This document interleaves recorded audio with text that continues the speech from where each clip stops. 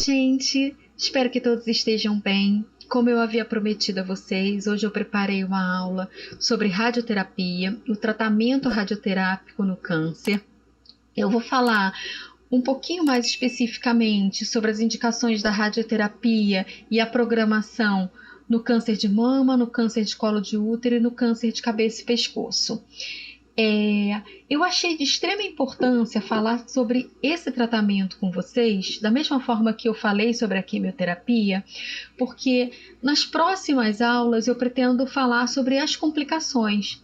E nada mais justo do que apresentar para vocês como é que é feito esse tratamento, por que ele pode trazer determinada complicação. E não ficar trazendo receita de bolo do que eu posso ou não posso fazer para cada coisa. É importante que a gente entenda como que veio essa determinada complicação, o que causou, como é que é a ação desse tratamento, né? Então, por que precisa ser programado e por que tem alguns tipos de tumor que precisam desse tratamento também. Então, vamos lá para a parte especificamente da radioterapia. Bem, antes, é só para relembrar, como eu mencionei na aula passada, trazendo hoje também, que dependendo do tipo de câncer, né, da origem desse tumor, qual o tecido que está sendo acometido, o tecido que sofreu essa mutação e acabou desenvolvendo um câncer, para que a gente saiba qual o tratamento oncológico que vai ser proposto. Então, o tratamento oncológico ele pode abordar uma ou mais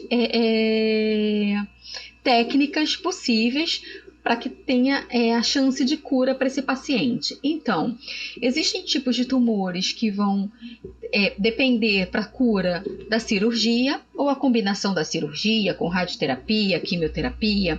Já tem outros tipos de tumores que podem ser tratados exclusivamente com quimioterapia ou dependerem de quimioterapia mais transplante de medula óssea. Então, são diversos os tratamentos. Cada vez que se tem um avanço da doença, mais tratamento pode ser proposto. Isso a gente fica feliz com isso, né? Porque cada vez a gente pode ter mais chance de cura, mais tempo de sobrevida e pode ser também que esse paciente tenha que conviver um pouquinho mais com as complicações decorrentes desse tratamento. Então, no caso de hoje, eu vou falar mais especificamente sobre a radioterapia, como eu já mencionei. Então, a radioterapia é um tipo de tratamento que se utiliza de radiações ionizantes, ou seja, fótons dos aceleradores lineares, com o objetivo de danificar a célula. A célula ela vai ser danificada justamente porque a ionização é a absorção de energia em material biológico. Então, dependendo da quantidade de energia que é absorvida pela célula, pode existir uma lesão, pode ocorrer um dano celular. A radioterapia ela pode ser indicada com uma intenção curativa, e aí nesse caso vão ser necessárias doses radicais. Pode ser com uma intenção paliativa, que é quando não existe mais chance da cura desse tumor. Então, a intenção desse tratamento é controlar a doença. Então, no caso da radioterapia, é muito mais para aliviar sintomas como dor, sangramento. E pode ser indicação ablativa, que seria para supressão da função de algum determinado órgão. Então, pode ser que vocês já ouviram ou ainda ouçam falar de paciente que teve câncer de mama e que necessitou fazer radioterapia sobre os ovários para fazer uma castração actínica, que é a denominação que a gente dá, que é a ação da radioterapia sobre os ovários com o intuito de suprir o funcionamento do ovário. Então, nesse caso, o ovário não vai mais produzir estrogênio, progesterona, então o ovário vai perder a sua função. Então, dependendo se o câncer de mama ele for dependente de hormônios, vamos dizer assim, para o seu desenvolvimento, para a sua proliferação, então pode ser indicado algum tratamento para suprir a função do ovário.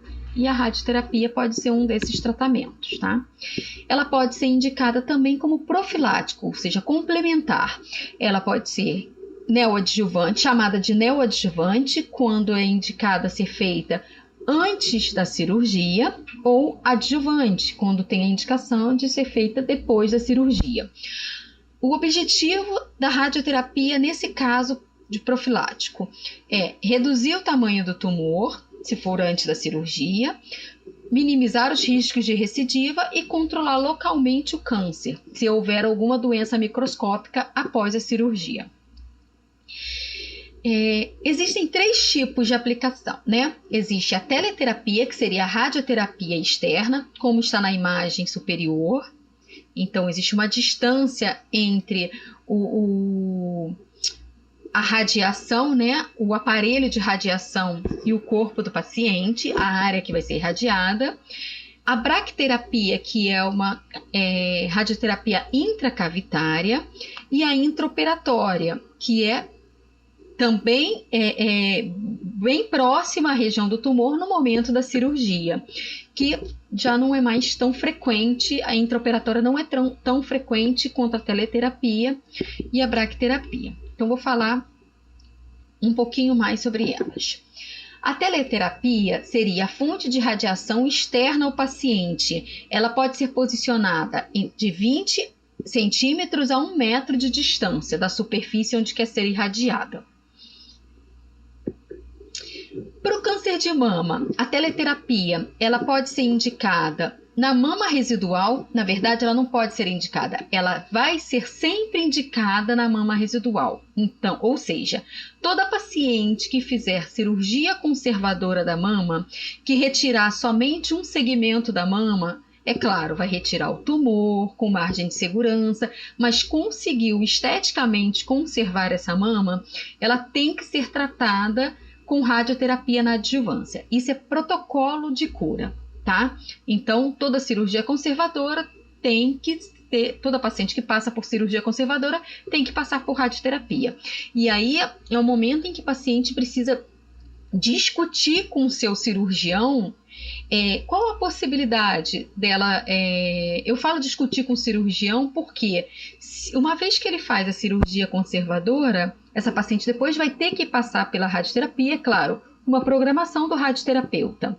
Mas é nesse início, nessa decisão de qual tipo de cirurgia, essa decisão é que precisa ser tomada em conjunto com a paciente, porque ela precisa saber que o tratamento radioterápico é um tratamento que vai depender de alguns dias, ele precisa ser feito diariamente. Então, a paciente ela precisa verificar se ela tem a possibilidade de ir diariamente até o local para ser feita a radioterapia.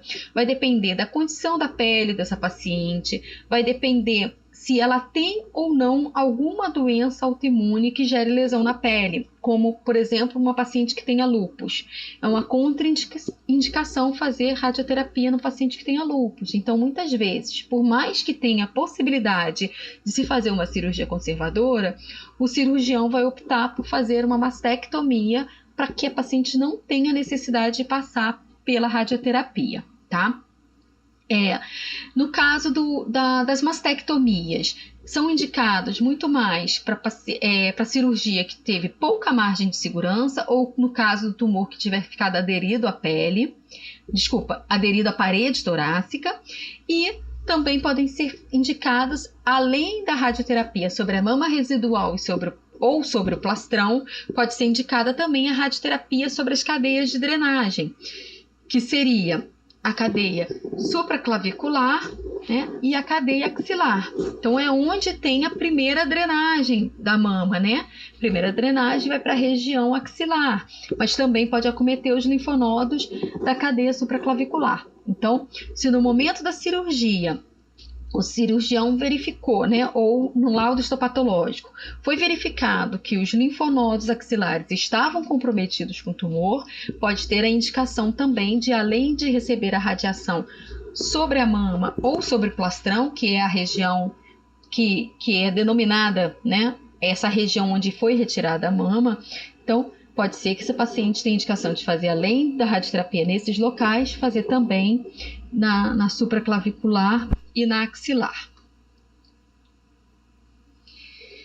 No caso da teleterapia em cabeça e pescoço, a partir da tomografia computadorizada ou do PET scan, é feito um molde para a cabeça do paciente. Esse molde o paciente deve usar em todas as sessões para que seja mantido o posicionamento correto, porque qualquer mínimo movimento da cabeça faz com que o cálculo da radioterapia fique incoerente, né? Então pode prejudicar o paciente. Eu não sei se está dando para visualizar adequadamente, espero que dê, mas vai ter uma imagem também à frente. É uma tela, existe uma tela que é justamente o molde para que o paciente fique bem posicionado. E a teleterapia como tratamento para o câncer de colo de útero? A programação dela vai ser feita, todas têm uma programação inicial, né? Muito através da tomografia, então para fazer a simulação. Então o cálculo para tratamento do colo do útero seria irradiar até a margem superior desse campo, vai ser entre L5 e S1, para os cânceres nos estágios mais iniciais, e entre L4 e L5 nos estágios mais avançados. No caso da margem inferior, vai se situar nas bordas dos forames obturadores, nas margens laterais inclui 2 centímetros da porção medial dos ilíacos, e o colo ele deve ser identificado através do raio-x por meio de um clipe radiopaco e os campos tatuados na pele. Então, eles vão, pela tomografia, eles vão identificar o colo e aí vão tatuar na pele aonde está bem localizado o colo do útero, porque é ali que vai receber a maior parte da radiação. Então, quando se faz a teleterapia para o câncer de colo de útero, a pretensão é tratar os vasos linfáticos pélvicos, diminuir o volume tumoral, esse tumor do colo do útero que pode estar invadindo vagina, invadindo endométrio, né? Podendo estar cometendo já um pouco a bexiga, a porção do reto. Então, a gente quer diminuir o volume tumoral, facilitar a radioterapia intracavitária, que no caso é a bracterapia, e aliviar a dor pélvica e o sangramento. Então, a bracterapia é a fonte radioativa que está em contato direto ou muito próximo ao tumor. Ela tem alta dose de radiação e tem uma proteção maior de áreas vizinhas, porque ela vai direcionado para aquele órgão. Então, ela pode ou não ser associada à teleterapia, tá? Então, ela pode ser feita para o colo do útero como um tratamento exclusivo ou pode ser associada à teleterapia, como eu já citei anteriormente, quando tem a necessidade de reduzir o tumor. E aí, como é a ação, então, da radioterapia? A radioterapia ela vai provocar o dano celular através da morte celular programada. Então, ela vai estimular para que a célula faça uma apoptose, ou então também pode ser através da alteração do DNA. Essa alteração do DNA vai impedir a divisão e a reprodução dessa célula.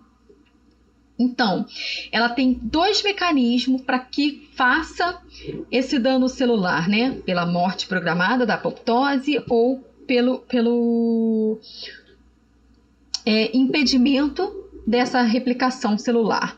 Então, o mecanismo ele pode ser direto, que seria através das quebras das cadeias de DNA. Então, pode ter uma radiação direta na quebra da cadeia de DNA e a célula venha a morrer. Ou o mecanismo indireto, que seria o mecanismo mais duradouro, que é a formação de radicais livres pela quebra da molécula de água. Então, o que eu quero dizer com isso é que o tecido vai acabar ficando desidratado. Então, uma vez que a radioterapia ela age naquele tecido, quebrando a molécula de água, isso acontece com a intenção de impedir que o DNA se replique, porque o DNA, ele precisa, as enzimas do DNA, né, a guanina, a timina, elas precisam das pontes de hidrogênio para se replicarem. Então, quando se quebra a molécula de água, não tem possibilidade de fazer essas pontes de hidrogênio. Então, esse efeito acaba sendo mais duradouro. E quando a gente fala em quebra de molécula de água, a gente fala em desidratação do tecido. Então, são os efeitos que às vezes a gente vai ter que lidar como complicação para os nossos pacientes. Então, a ação da radioterapia. Então, ela pode levar à lesão tanto do tumor quanto de estruturas que estão próximas ao tumor. Então, tanto as células tumorais quanto as normais, elas são sensíveis à radiação, então elas podem acabar sofrendo dano celular. Mas é claro que a célula tumoral, elas por terem maior taxa de duplicação, elas acabam sofrendo maior ação da radioterapia, então elas são mais lesadas. E uma célula normal, a gente sabe que a célula da pele, ela também tem uma alta taxa de duplicação. Só que como uma célula normal, ela tem uma capacidade de regeneração, de recuperação num tempo médio de 4 horas. Já a célula tumoral, ela tem os mecanismos de reparo alterado. Então, elas tendem a se regenerar mais lentamente do que uma célula normal. Então, quando elas, como eu mencionei antes, né, que é um tratamento diário, então, quando a célula ela vem a se reorganizar, a célula do câncer começa a se reorganizar, já é um momento do paciente receber uma nova dose de radioterapia. E aí vai sofrer uma nova lesão. Então, é por isso que tem a ação melhor da radioterapia. Então, a morte celular, ela vai depender da dose total de radiação, do tamanho da fração, que é o que chamam de taxa de dose, que é o fracionamento, quanto que o paciente vai receber de radioterapia a cada dia, tá? O intervalo entre as doses, então qual é o tempo médio de receber uma nova dose de radioterapia, né? Quantas horas depois eu vou receber? Então, o ideal é que seja no dia seguinte, 24 horas depois, tá? Então, para que realmente o tecido saudável consiga se regenerar.